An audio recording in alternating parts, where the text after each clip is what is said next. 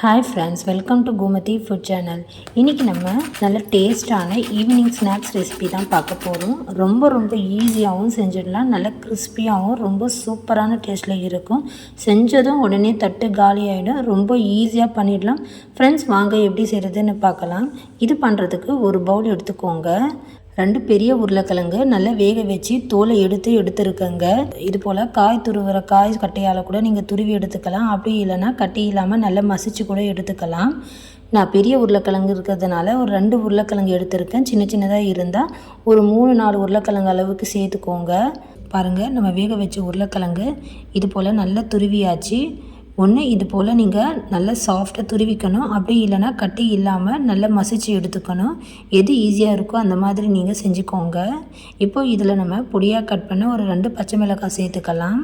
கூட ஒரு கைப்பிடி அளவுக்கு பொடியாக கட் பண்ண கொத்தமல்லி இலை சேர்த்துக்கோங்க. ஒரு பெரிய வெங்காயம் பொடியாக கட் பண்ணி சேர்த்துக்கோங்க. காரத்துக்கு நான் 1 ஸ்பூன் அளவுக்கு தனி மிளகாய் தூள் சேர்த்துருக்கேன். பச்சை மிளகாய் காரம் குழந்தைங்களுக்கு வாயில் கடிப்படும்னு நினச்சிங்கன்னா நீங்கள் பச்சை மிளகாவை ஸ்கிப் பண்ணிவிட்டு கூட ஒரு எக்ஸ்ட்ரா இன்னும் 1/2 ஸ்பூன் அளவுக்கு மிளகாய் தூள் சேர்த்துக்கோங்க. கூட ஒரு 1/4 ஸ்பூன் கரம் மசாலா சேர்த்துட்டு இந்த மசாலாவுக்கு தேவையான அளவுக்கு ஒரு 1/2 ஸ்பூன் அளவுக்கு உப்பு சேர்த்துட்டு நல்லா மிக்ஸ் பண்ணிக்கோங்க. இது கூட 1/4 ஸ்பூன் அளவுக்கு இஞ்சி பூண்டு விழுது சேர்த்துருக்கேன். நீங்கள் சேர்க்கும் போதே இதுவும் சேர்த்து நல்லா மிக்ஸ் பண்ணிக்கோங்க. இப்போ இது எல்லாமே நம்ம ஒன்றா சேர்த்து நல்லா மிக்ஸ் பண்ணிக்கலாம். இப்போது இது நல்லா நம்ம ஸ்டஃபிங்க்கு ரெடி பண்ணியாச்சு. இது போல் நல்லா கலந்து விட்டு இது ஒரு பக்கம் நம்ம ஓரமாக வச்சுக்கலாங்க. அடுத்து இதுக்கான நம்ம மாவு ரெடி பண்ணிக்கலாம். வேறு ஒரு பாத்திரத்தில் ஒரு 1/4 கப் அளவுக்கு கடலை மாவு எடுத்துக்கோங்க. கூட இன்னும் ஒரு 1/4 கப் அளவுக்கு அரிசி மாவு சேர்த்துட்டு பாருங்கள், ஒரு 1/4 ஸ்பூன் அளவுக்கு நான் ஓமம் எடுத்துருக்கேன். ஓமம் சேர்த்திங்கன்னா நல்ல வாசமாக இருக்கும். இது இல்லைன்னா இதுக்கு பதிலாக நீங்கள் ஒரு 1/4 ஸ்பூன் அளவுக்கு நீங்கள் சீரகம் கூட சேர்த்துக்கலாம். ஓமம் இருந்தால் ஓமம் பயன்படுத்திக்கோங்க. அப்படி இல்லைன்னா சீரகம் சேர்த்துக்கோங்க. ஒரு ஸ்பூன் அளவுக்கு மிளகாய்த்தூள், கொஞ்சமாக உப்பு சேர்த்துட்டு கொஞ்சமாக பொடியாக கட் பண்ண கொத்தமல்லி இலை சேர்த்துட்டு கொஞ்சமாக தண்ணி சேர்த்து இது போல் ஃபஸ்ட்டு கட்டி இல்லாமல் நல்லா மிக்ஸ் பண்ணிக்கோங்க. மொத்தமாக நம்ம தண்ணி சேர்த்துட்டோம்னா கட்டி பட்டுடும். இது போல் ஃபஸ்ட்டு கொஞ்சமாக தண்ணி விட்டு நல்லா மிக்ஸ் பண்ணிவிட்டு அதுக்கப்புறம் இன்னும் கூட கொஞ்சம் தண்ணி சேர்த்துட்டு கொஞ்சம் மாவு பதத்துக்கு மிக்ஸ் பண்ணிக்கோங்க. பாருங்கள், இப்போ நம்ம கட்டி இல்லாமல் நல்லா கலந்தாச்சு. அடுத்தது நம்ம இந்த மாதிரி ஒரு 4-5 பிரெட்டு துண்டு எடுத்துக்கலாங்க. இப்போ நம்ம இதை கட் பண்ணி எடுத்துக்க போகிறோம். இந்த மாதிரி நல்ல ஷார்ப்பான எட்ஜஸ் உள்ள டம்ளரோ கிண்ணமோ மூடியோ ஏதாவது இருந்தால் நீங்கள் இது போல் கட் பண்ணி எடுத்துக்கோங்க. ஷார்ப்பாக இருந்தால் தான் இது போல் ஈஸியாக நமக்கு கட் பண்ண வரும். இது போல் லைட்டாக ப்ரெஸ் பண்ணி எடுத்தீங்கன்னா உங்களுக்கு நல்லா ரவுண்டாக கிடச்சிடும். பாருங்கள், இதே மாதிரி நம்ம பிரெட்டை எல்லாமே கட் பண்ணி எடுத்துக்கலாம். இந்த மாதிரி வெளியே இருக்கிற பீஸை கூட நம்ம வேஸ்ட் பண்ணாமல் இதை நம்ம பிரெட் க்ரம்ஸாக கூட யூஸ் பண்ணிக்கலாம். பாருங்கள், இதே மாதிரி நல்லா அழுத்தி விட்டு நம்ம கட் பண்ணி எடுத்துக்கலாங்க. இதே மாதிரி இருக்கிற எல்லா பிரெட்டையும் நம்ம கட் பண்ணி எடுத்துக்கலாம். அவ்வளோதான்.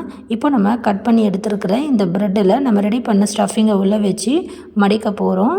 இப்போ நம்ம எல்லாமே இது போல் கட் பண்ணியாச்சுங்க. இப்போ இதிலேருந்து நம்ம ஒன்று எடுத்து நம்ம ரெடி பண்ண உருளைக்கிழங்கு ஸ்டஃபிங்கை சின்னதாக உருட்டி ஒரு ஓரத்தில் இந்த மாதிரி ஒரு சைடில் வச்சுக்கோங்க. இப்போது இதை நம்ம மடித்து அப்படியே ஃபோல்ட் பண்ணிக்கலாம். அப்படி இல்லைன்னா நம்ம கட் பண்ணி வச்சுருக்கிற ப்ரெட்டு துண்டுகளை நம்ம சப்பாத்தி கட்டியால் லைட்டாக திரட்டினோம்னா நமக்கு இது போல் ஃபோல்ட் பண்ணும்போது நமக்கு உடையாதுங்க. நம்ம எப்படி இருந்தாலும் இதை மாவில் டிப் பண்ணிவிட்டு பொரிக்க போகிறோம். அதனால் நான் இதை அப்படியே ஃபோல்ட் பண்ணிவிட்டேன். உங்களுக்கு இந்த மாதிரி கட் ஆகுதுன்னா நீங்கள் சப்பாத்தி கட்டையால் ப்ரெட்டு பீஸை லைட்டாக நீங்கள் திரட்டி எடுத்தீங்கன்னா உங்களுக்கு மடிக்கும்போது இந்த மாதிரி கட் ஆகாது. நம்ம எப்படி இருந்தாலும் இதை மாவில் அப்படியே டிப் பண்ணிவிட்டு பொரிக்க போகிறோம். ஸோ அதனால் அது நமக்கு அப்படியே கவர் ஆகிடும். நான் இதே மாதிரி எல்லாமே உள்ளே வச்சு நல்லா மடித்து எடுத்துக்கிறேங்க. இப்போ நம்ம பொரிக்கிறதுக்கு பேனில் கொஞ்சமாக எண்ணெய் சேர்த்துக்கலாங்க. நம்ம டீப் ஃப்ரை பண்ண போகிறது இல்லை, நம்ம ஷாலோ ஃப்ரை பண்ணி தான் எடுத்துக்க போகிறோம். இது போல் மாவை ஒரு வாட்டி நல்லா கலந்துட்டு அதுக்கப்புறம் நம்ம ரெடி பண்ண இந்த ப்ரெட்டு துண்டுகளை இது போல் நல்லா டிப் பண்ணிக்கோங்க. எல்லா பக்கமும் நல்லா டிப் பண்ணிவிட்டு எண்ணெயில் சேர்த்துக்கலாம். இந்த மாதிரி நம்ம டிப் பண்ணுறதுனால அது ஃபுல்லாக எல்லா பக்கமும் நல்லா கவர் ஆகிடும். பாருங்கள், இதே மாதிரி நல்லா டிப் பண்ணிவிட்டு உங்கள் பேனில் எவ்வளோ இடம் இருக்கோ எண்ணெய்க்கு ஏற்ற மாதிரி நீங்கள் சேர்த்துட்டு பொரிச்சிக்கோங்க. ஒரு பக்கம் வெந்ததும் நம்ம திருப்பி போட்டுக்கலாம்.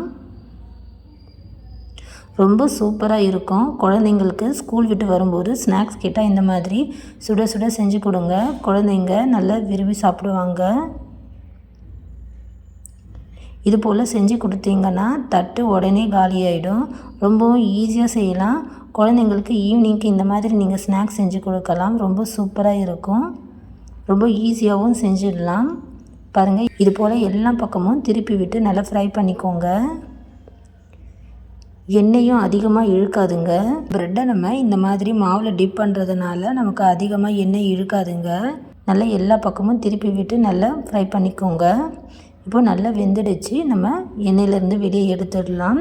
இதே மாதிரி மற்ற இருக்கிற ப்ரெட்டு துண்டுகளையும் இதே மாதிரி டிப் பண்ணிவிட்டு எண்ணெயில் போட்டு பொரித்து எடுத்துக்கோங்க. அவ்வளோதான். ரொம்ப சிம்பிளாக ஈஸியாக ரொம்ப குயிக்காக ஈவினிங்க்கு ஸ்நாக்ஸ் ரெசிபி நம்ம ரெடி பண்ணியாச்சு. ரொம்ப ஈஸியாகவும் செஞ்சிடலாம். நல்ல கிறிஸ்பியாகவும் ரொம்ப சூப்பராக டேஸ்ட்டாகவும் இருக்கும். செஞ்சதும் உடனே தட்டு காலியாகிடும். ஃப்ரெண்ட்ஸ், கண்டிப்பாக நீங்களும் இதே மாதிரி ட்ரை பண்ணி பாருங்கள். இந்த வீடியோ பிடிச்சிருந்தால் லைக் பண்ணுங்கள், மற்றவங்களுக்கும் ஷேர் பண்ணுங்கள். மறக்காமல் கோமதி ஃபுட் சேனலை சப்ஸ்கிரைப் பண்ணிக்கோங்க. அப்போ தான் நான் போடுற வீடியோஸ் எல்லாம் உங்கள் ஃபோனுக்கு நோட்டிஃபிகேஷனாக வரும். ஃப்ரெண்ட்ஸ், தேங்க்ஸ் ஃபார் வாட்சிங்.